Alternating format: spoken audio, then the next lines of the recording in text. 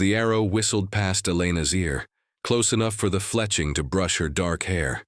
She dove behind the overturned wagon, her white wedding dress already torn and stained with prairie dust and blood that wasn't her own. "Stay down." The voice was deep, commanding, and definitely not belonging to her intended husband. Elena peered through the splintered wood to see a man unlike any she'd encountered in Boston's drawing rooms.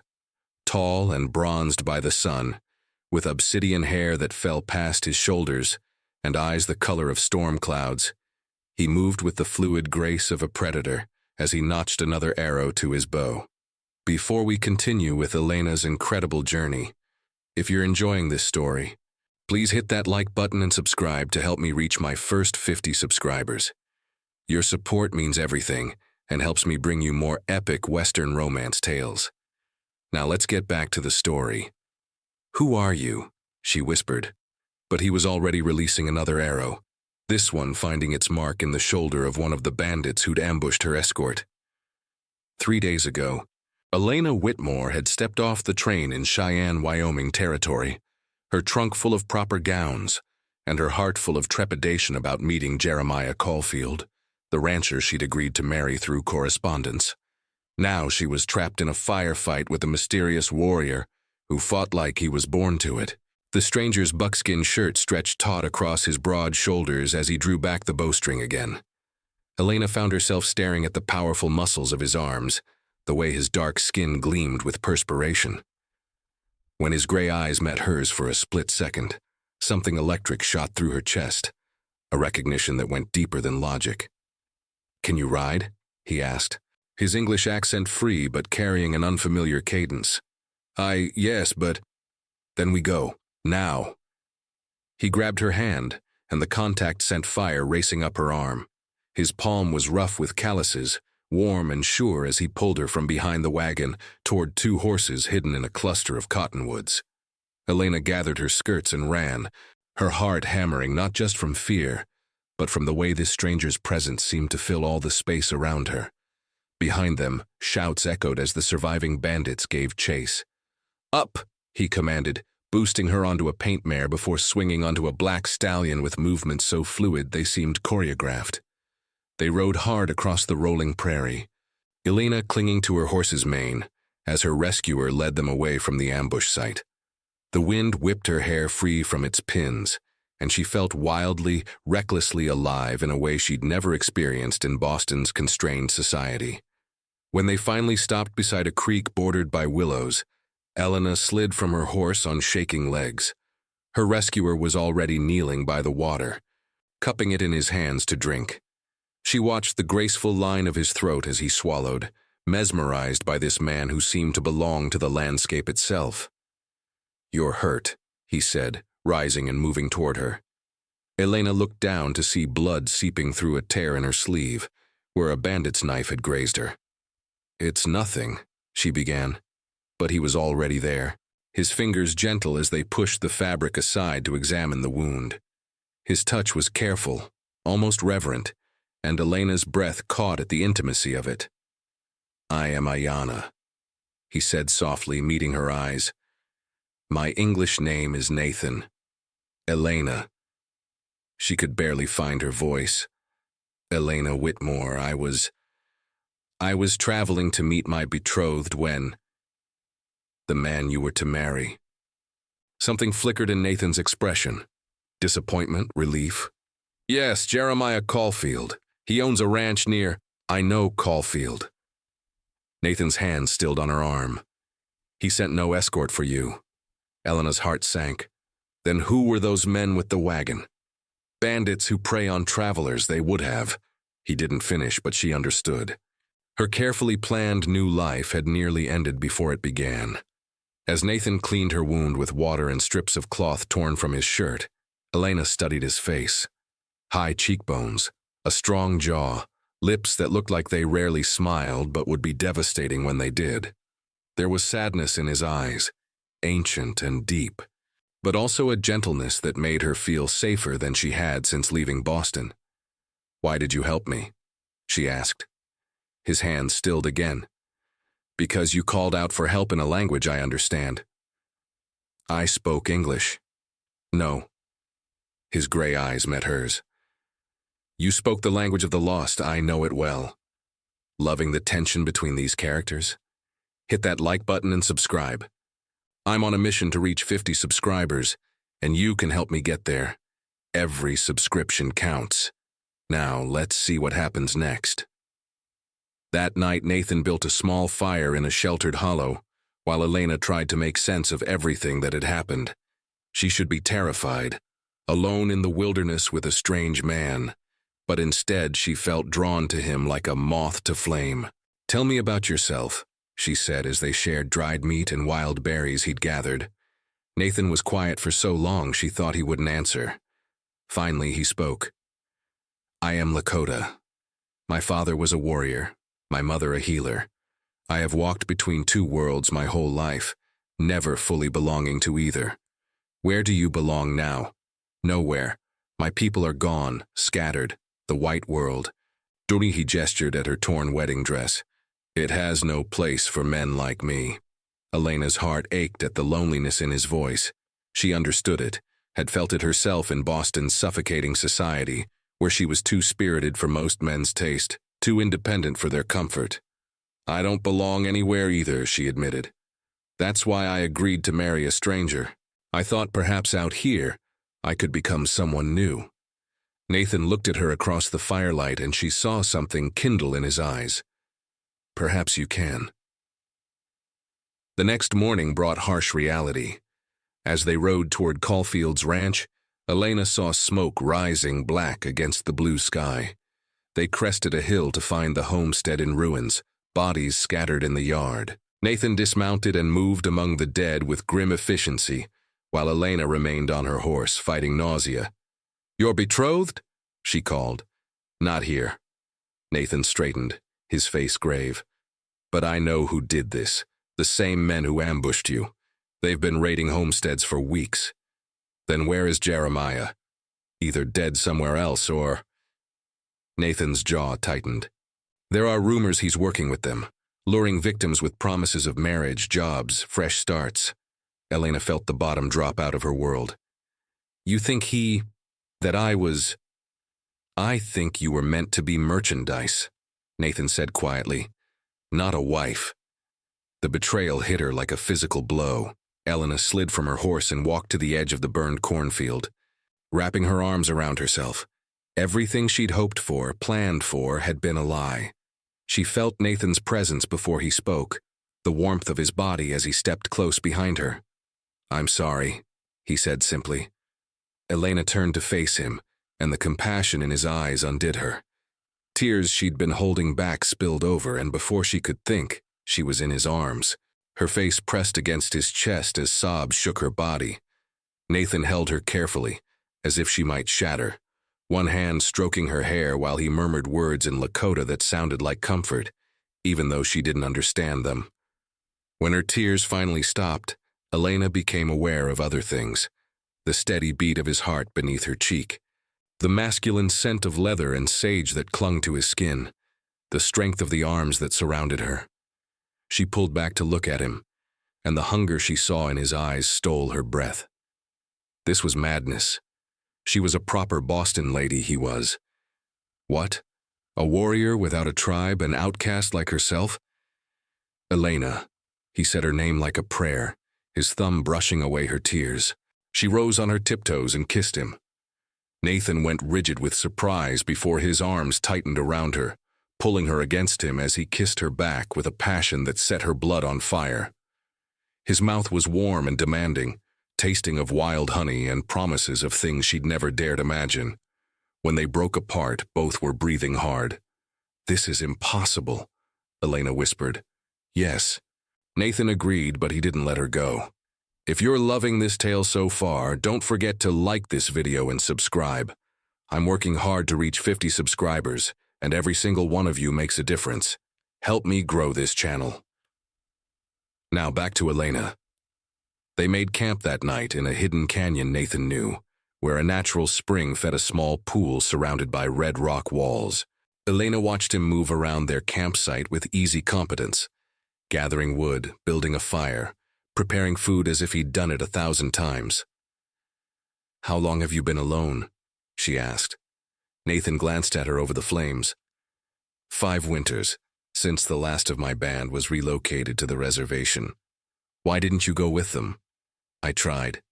But I had learned too much of the white world, their language, their ways. I made the others uncomfortable. I was no longer fully Lakota in their eyes. Pain flickered across his features.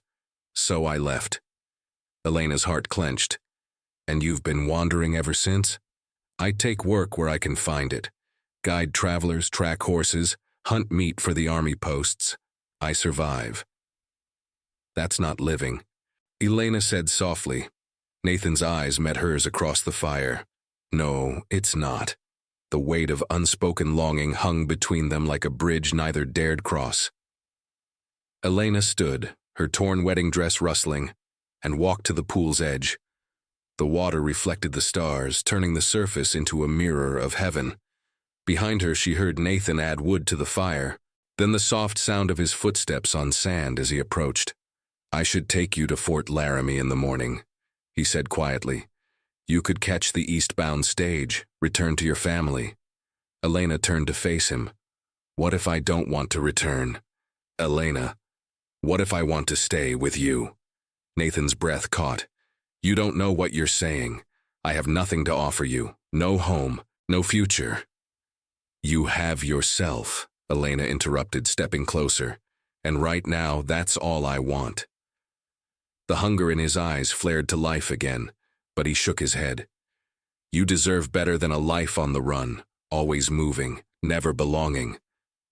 Don't I get to decide what I deserve? Elena reached up to touch his face, her fingers tracing the strong line of his jaw. I've spent 23 years letting other people decide what was best for me. Where's it gotten me? Alone in the wilderness with nothing but the clothes on my back and a pile of ashes where my future used to be. Nathan caught her hand, pressing it flat against his cheek. Elena, I know what I want, she whispered, moving closer until her body was almost touching his. Do you? For a heartbeat, he hesitated. Then his control snapped. Nathan's arms swept around her, lifting her against him as his mouth claimed hers with desperate hunger. This kiss was different from their first, deeper, more demanding, full of days of denied longing finally given voice. Elena's fingers tangled in his long hair as she kissed him back with equal passion, her body coming alive under his touch in ways she'd never imagined possible. When his lips moved to her throat, she gasped at the sensation, her knees going weak. You're so beautiful, he murmured against her skin, his voice rough with desire. From the moment I saw you behind that wagon, you've been in my blood like fire.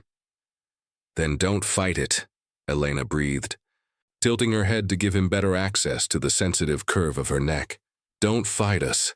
Nathan's hands found the laces of her torn dress, his fingers surprisingly gentle as he worked them free.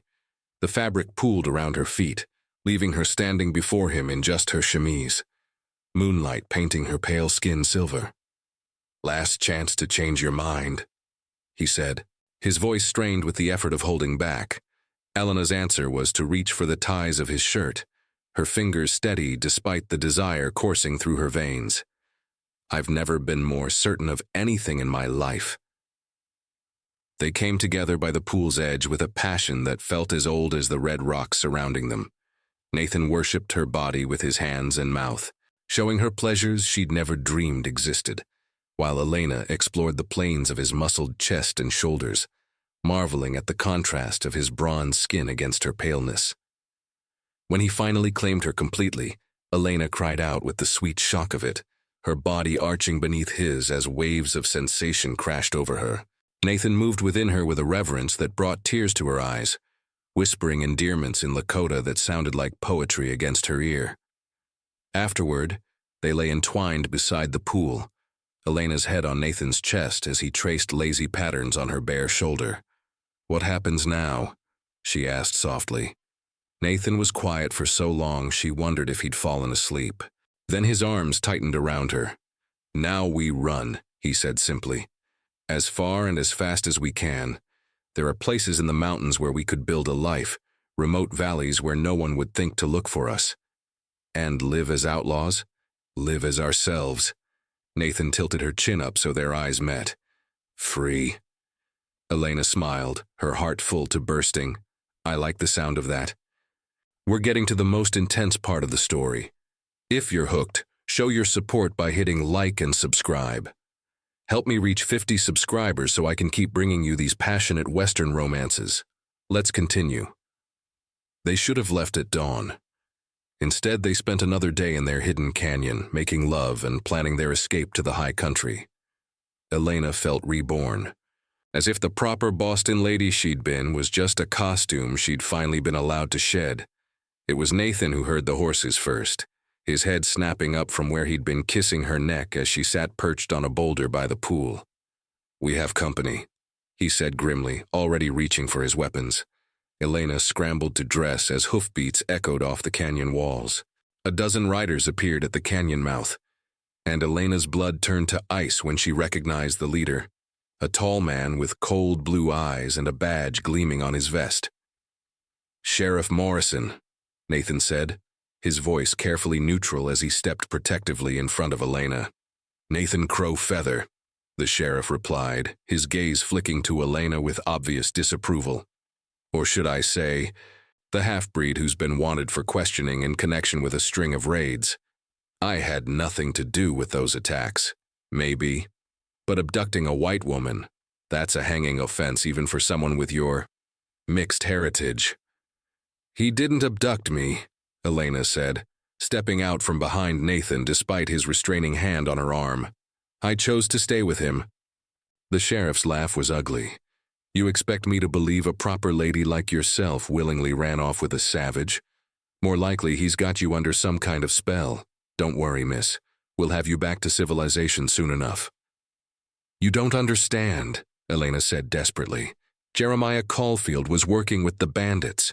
He lured me here to be sold. Caulfield's dead. Morrison interrupted. Found his body yesterday with an arrow through his heart. Lakota arrow. His gaze fixed on Nathan's bow. Funny thing about that. Elena felt Nathan tense beside her. Where? About 20 miles south of here, along with 3 other bodies, all shot full of arrows just like the ones in your quiver. I didn't kill them, Nathan said quietly. Maybe. Or maybe you decided to eliminate the competition and keep the pretty lady for yourself. Morrison signaled to his men. Either way, you're coming with us. No. Elena stepped fully in front of Nathan, her chin lifted defiantly. I won't let you take him. The sheriff's eyes narrowed. Ma'am, step aside, this man is dangerous. The only danger he poses is to your narrow view of the world. Elena shot back. He saved my life when your supposed civilized men would have sold me like cattle. Elena, Nathan said softly behind her. It's all right. No, it's not. She spun to face him, her heart breaking at the resignation in his eyes. We can run, we can— Where? Nathan asked gently. They'll never stop hunting us, and I won't spend what life we have looking over our shoulders, waiting for this moment to come. So you're just going to surrender? Let them hang you for crimes you didn't commit? Nathan's hands framed her face, his thumbs brushing away tears she didn't realize had started falling. I've had 3 days of paradise with you. Some men don't get even that much. Don't you dare give up, Elena whispered fiercely. Don't you dare leave me. I have to keep you safe. Before Elena could protest further, gunfire erupted from the canyon rim above. The sheriff's men scattered for cover as arrows and bullets rained down from concealed positions. What the hell? Morrison began, then pitched forward with a grunt as an arrow took him in the shoulder. Through the chaos, Elena saw them. Native warriors emerging from hiding spots along the canyon walls with military precision. But these weren't the ragged band of reservation refugees she might have expected. These men moved like a coordinated force, their faces painted for war. Nathan! One of the warriors called out in Lakota, then switched to English. Brother! Elena watched in amazement as Nathan's face transformed with recognition and joy. Dakota! But how? Explanations later, the warrior called back, knocking another arrow. Can you fight? Nathan's answer was to grab his bow and join the battle, moving with lethal grace as he provided cover for Elena to reach a sheltered alcove.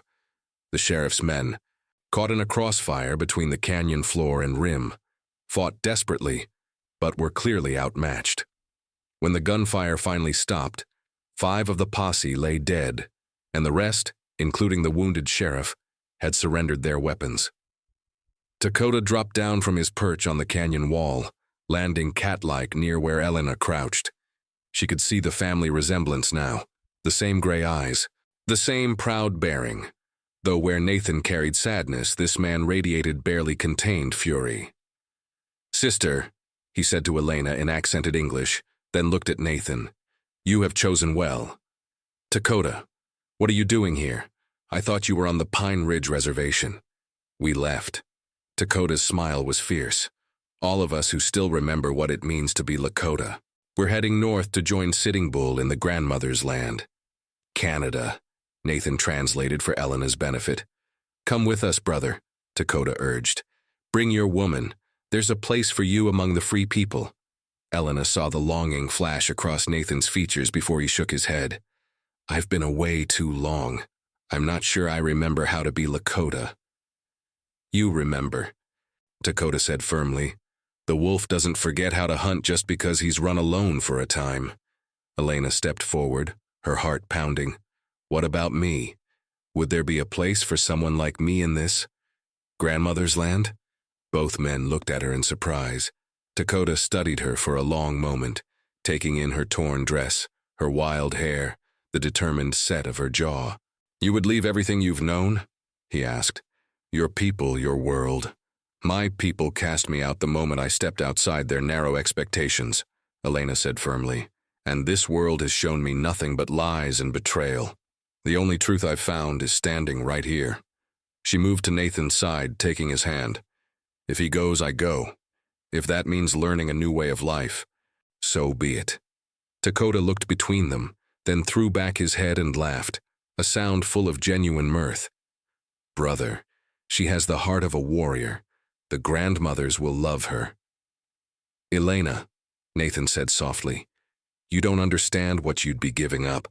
Life with my people won't be easy. We'll be fugitives, always moving, always fighting just to survive." "Sounds familiar." Elena interrupted with a smile. "Besides, I've discovered I'm rather good at surviving impossible situations." Nathan's arms came around her, crushing her against him as hope blazed in his eyes. "Are you certain? There will be no going back." "The only direction I'm interested in is forward," Elena said, standing on her toes to kiss him. "With you.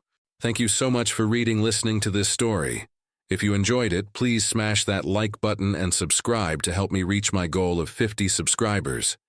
Your support helps me create more amazing Western romance stories for you. What did you think of this story? Let me know in the comments below. They left that afternoon.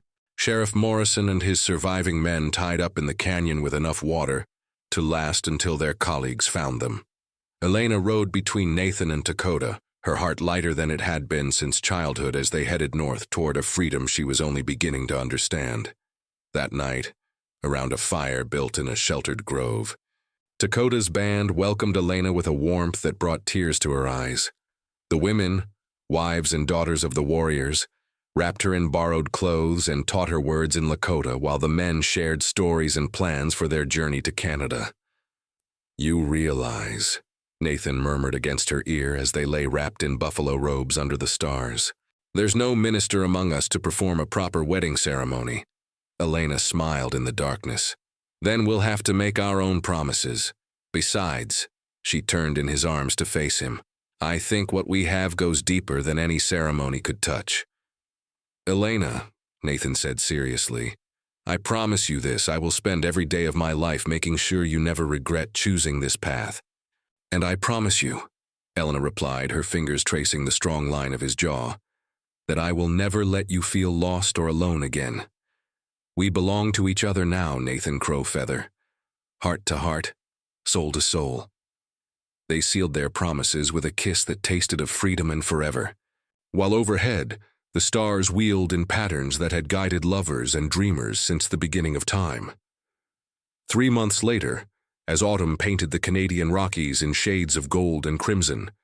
Elena stood on a ridge overlooking the valley where they'd made their new home. She wore buckskins now, her hair braided with beads and feathers, her hands bearing the calluses of honest work. Nathan appeared beside her, slipping his arms around her waist and pulling her back against his chest. "Any regrets?" he asked softly. Elena leaned into his warmth, watching their adopted people move through the valley below. Children playing beside a crystal stream, women gathering late berries, men returning from a successful hunt. Their home, their family, their freedom. "Only one," she said, turning in his arms. Nathan's face darkened with concern. "What?" Elena smiled, rising on her toes to brush her lips against his. "That I waited so long to get lost beyond the frontier and find the man I was always meant to love." Nathan's answering smile was radiant as he spun her around, her laughter echoing across the valley they now called home.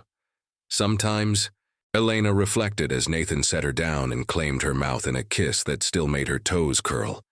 "The best discoveries came not from following carefully laid plans, but from having the courage to embrace the beautiful unknown." And in the wilderness of the northern Rockies, two lost souls had found not just each other, but the home their hearts had always been seeking.